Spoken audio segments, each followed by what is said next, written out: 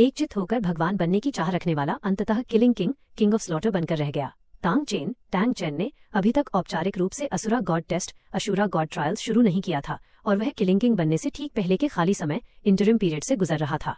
शायद टैंग सान को भी अभी तक असुरा गॉड द्वारा उत्तराधिकारी के रूप में नहीं चुना गया था। असुरा गॉड की परीक्षा प्राप्त करने और असुरा गॉड का पद हासिल करने के लिए तुम्हारे पास यही एकमात्र अवसर था। एक बार जब टांग चेन किलिंग किंग बन जाता और असुरा गॉड के मन में टांग सन को समर्थन देने का विचार आ जाता तो ये तुम्हारे लिए एक बहुत बड़ी रुकावट बन जाता।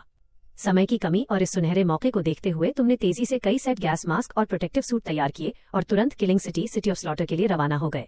जरूरत पड़ने पर तुम्हें blood coloured sky moth pattern का उपयोग करने में कोई हिचकिचाहट नहीं थी, ताकि पूरी किलिंग सिटी को जहरीली गैस से भरे एक मृत क्षेत्र में बदला जा सके। तुम टैंग हाओ और टांग सन के पिता पुत्र की जोड़ी को किसी भी कीमत पर किलिंग सिटी में कदम रखने और डेथ गॉड डोमेन हासिल करने नहीं देना चाहते थे। किलिंग टाउन, स्लॉटर टाउन, शीशे जैसा भारी काला बादल नीचे झुका हुआ था। रोशनी धुंधली थी और पूरा कस्बा खून की भारी बदबू से घिरा हुआ था। सूखी और फटी हुई पथरीली सड़क पर गहरे लाल रंग के खून के निशान आड़े तिरछे फैले थे, जिनमें हड्डियों के टुकड़े और कटे हुए अंग धसे हुए थे। दोनों तरफ के मकान जर्जर होकर ढाए जा चुके थे। दरवाजे और खिड़कियां टूटी हुई थीं और दीवारों पर निशानों के साथ खून के धब्बे थे। गलियों में विकृत लाशें बिखरी पड़ी थीं। टूटे हुए हथियार हर जगह दिख रहे थे और हवा में सड़न व खून की बदबू फैली हुई थी। टूटी दीवारों पर गिद्ध बैठे हुए कर्कश आवाज में गुर्रा रहे थे। मौत की ठंडक लोगों का दम घोंट रही थी। केवल मलबे और छतों के बीच से गुजरती हुई ठंडी हवा का सन्नाटा गूंज रहा था। ये खून से लथपथ, केवल निराशा से भरा एक इंसानी नरक था। अनगिनत पतित आत्मा मास्टर, डिप्रेव्ड सोल मास्टर्स यहाँ अड्डा जमाए हुए थे, जो आम नागरिकों का अपहरण करके अपनी हवस पूरी करते थे या उन्हें भोजन के रूप में इस्तेमाल करते थे। तुमने किलिंग टाउन में कदम रखा और अपनी आंखों के सामने इस इंसानी नरक के दृश्य को देखा। चारों तरफ से आती चीखों और चीत्कार को सुनकर तुम्हारा चेहरा अचानक गंभीर और कठोर हो गया। तुम कोई संत नहीं थे, लेकिन तुम्हें इंसानी जिंदगी को कचरा समझने वाले अपराधियों से दिल से नफरत थी। खासकर ये अपराधी जो इंसानों को इंसान नहीं समझते थे। इन्हें देखकर तुम्हारी छाती में कत्ल का इरादा उमड़ पड़ा। नहीं, अपनी ही प्रजाति को खाने वाले लोग इंसान कहलाने के लायक ही नहीं है। तुमने मन बना लिया कि सामने दिख रहे सभी पतित आत्मा मास्टरों को चुन चुन कर मार डालोगे। पतित आत्मा मास्टरों ने जब तुम्हें गोरा और सुंदर देखा तो वे सभी अजीब तरह से मुस्कुराने लगे और उनकी आंखों में घिनौना लालच तैरने लगा। इतना आकर्षक रूप, गोरी त्वचा, एकदम साफ सुथरा शरीर जिस पर कोई गंदगी नहीं थी और न ही सड़न की कोई बदबू, उनकी नजरों में तुम एक नायाब चीज थे। चाहे खिलौने की तरह इस्तेमाल करना हो या खाने के लिए, तुम सबसे ऊपरी श्रेणी के शिकार थे। कितना स्वादिष्ट लग रहा है। एक गोल चेहरे और घनी दाढ़ी वाले पतित आत्मा मास्टर ने तुम्हें गंदी नजर से घूरते हुए अपनी जीभ से होठों को चाटा और अजीब तरह से हंस पड़ा। तुम्हें इतनी घिनाई कि तुम्हारे रोंगटे खड़े हो गए। बिना कोई और बात किए तुमने पूरी ताकत से एंजल डोमेन को फैला दिया, जिसने पलक झपकते ही पूरे किलिंग टाउन को ढक लिया। 98वें स्तर के पीक डोलो द्वारा फैलाया गया एंजल डोमेन इन पतित आत्मा मास्टरों के लिए किसी जहर से कम नहीं था।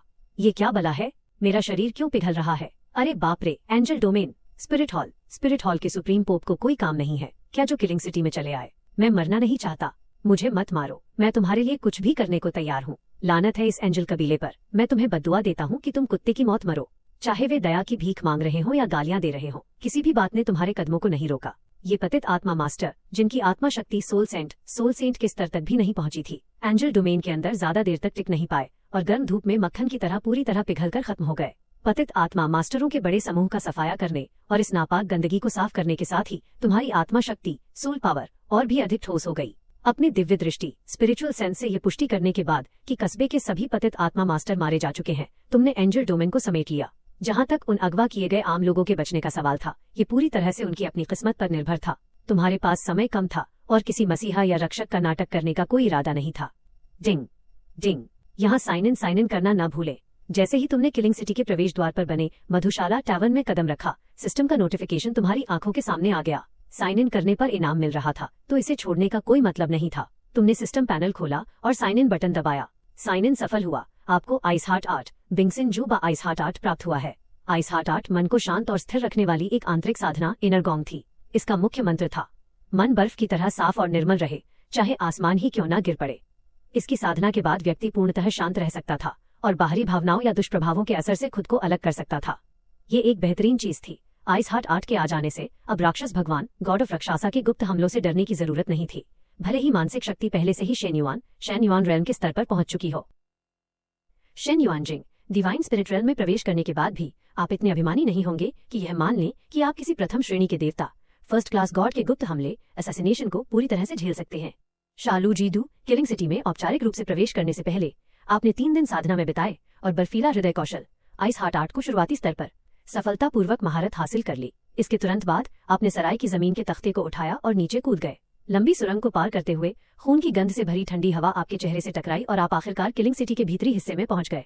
कदम रखते ही आपके पूरे शरीर में असहजता फैल गई। चारों ओर भयानक बुराई और नरसंहार की ऊर्जा छाई हुई थी। ऐसा लग रहा था मानो आप नमी से भरे किसी काल्पनिक सपने में हो, जहां सांस लेना भी भारी हो रहा था। स्वर्ग और पृथ्वी की एक अदृश्य शक्ति आप पर दबाव डाल रही थी और आपकी ताकत को लगातार कम कर रही थी। किलिंग सिटी दरअसल देवलोक के 5 महान देव राजाओं में से एक असुरा देव अशुरा गॉड द्वारा अपने उत्तराधिकारी के चयन के लिए बनाया गया एक गुप्त क्षेत्र, सीक्रेट रेल्म है। एक विशाल किलिंग डोमेन पूरी सिटी को ढके हुए है, जो सभी स्पिरिट मास्टर्स, सोल मास्टर्स की रिंग्स को सील कर देता है। इसके कारण कोई भी अपनी स्पिरिट एबिलिटी, सोल स्किल्स का उपयोग नहीं कर पाता और न ही उसे अपनी रिंग्स का सहारा मिलता है। यहाँ तक कि यदि कोई टाइटल डूलो भी यहाँ कदम रखता है तो रिंग सील होने के बाद वो केवल एक मजबूत शारीरिक क्षमता वाला साधारण इंसान बनकर रह जाता है। लेकिन ये बात आपके ऊपर लागू नहीं होती, क्योंकि आपके पास ईश्वर स्तरीय एंजेलिक डोमेन, एंजल डोमेन है। ये एंजेलिक डोमेन आपको प्रथम श्रेणी की देवी एंजल गॉड द्वारा प्रदान किया गया है। यह असुरा डोमेन के समान ही देव स्तरीय है। हालांकि यह किलिंग डोमेन से थोड़ा कमजोर है, लेकिन इतना भी नहीं कि पूरी तरह कुचल दिया जाए। दबाव के बाद अपनी बची हुई शक्ति को महसूस करते हुए आपने मन ही मन सोचा, तारांकन शुरुआती टाइटल डॉलो का स्तर है। हालांकि स्पिरिट स्किल्स कमजोर हो गई हैं, फिर भी वे काम कर रही हैं। इतना काफी है। मैं नाइटमेयर नाइट ग्रिफिथ हूँ। तुमने किलिंग सिटी के नियमों का उल्लंघन किया है। मुझे हराओ, तभी तुम्हें अंदर जाने की पात्रता मिलेगी। सुरंग के अंत में 101 लोग दिखाई दिए। वे सभी भारी कवच से ढके हुए थे और उनके चेहरे काले हेलमेट के पीछे पूरी तरह छिपे थे। 100 लोगों के हाथों में 2 धारी भारी तलवारें थीं, जबकि केवल एक व्यक्ति कवच पहने घोड़े पर सवार था। बोलने वाला वही व्यक्ति था, सम्राट कवच। एम्परर आर्मर पहने हुए आप बिना कुछ बोले शांत रहे। आपने अपना हाथ उठाकर अपनी चौथी spirit ability angelic light blade, angel light blade को सक्रिय किया, जिससे 1 दर्जन सुनहरी छोटी तलवारें प्रकट हुईं। आपने उन तलवारों को उन 100 काले कवचधारी योद्धाओं की ओर तेजी से दागा। वहीं खुद हाथ में सुनहरी तलवार थामे नीचे से ऊपर की ओर एक अर्धचंद्राकार वार क्रेसेंट स्ट्राइक किया, जिसने उस नाइट को उसके घोड़े समेत 2 टुकड़ों में काट दिया। 1 मिनट से भी कम समय में लड़ाई खत्म हो गई। सभी 101 काले कवचधारी योद्धा मारे गए। बुराई को शुद्ध करने वाली दिव्य शक्ति का प्रवाह आपके शरीर में समा गया, जिससे आपकी स्पिरिट पावर, सोल पावर और अधिक ठोस हो गई। आपको थोड़ा आश्चर्य इस बात पर हुआ कि उस युद्ध घोड़े को मारने से भी आपको लाभ मिला। तभी आपको अचानक याद आया कि स्पिरिट हॉल का पूर्ववर्ती एंजल चर्च दुष्ट स्पिरिट बीस्ट्स और भ्रष्ट स्पिरिट मास्टर्स का शिकार करके और आस्था की शक्ति, पावर ऑफ फेथ को एकत्र करके ही फला फूला था। एंजेलिक क्यान परिवार, क्वान फैमिली को व्यापार और रणनीति की समझ ही नहीं थी। वे ये नहीं जानते थे कि किलिंग सिटी का उपयोग भ्रष्ट स्पिरिट मास्टर्स और दुष्ट बीस्ट्स को पालने के लिए किया जा सकता है, ताकि अपनी एंजल स्पिरिट को अनुभव, EXP दिया जा सके। यही कहा जा सकता है कि डॉलो वर्ल्ड के इस धरातल पर, जहां भोजन बचाना भी एक महान रणनीति मान लिया जाता है, यहाँ के स्थानीय निवासियों की बुद्धिमत्ता से बहुत ज्यादा उम्मीद रखने की कोई जरूरत नहीं है।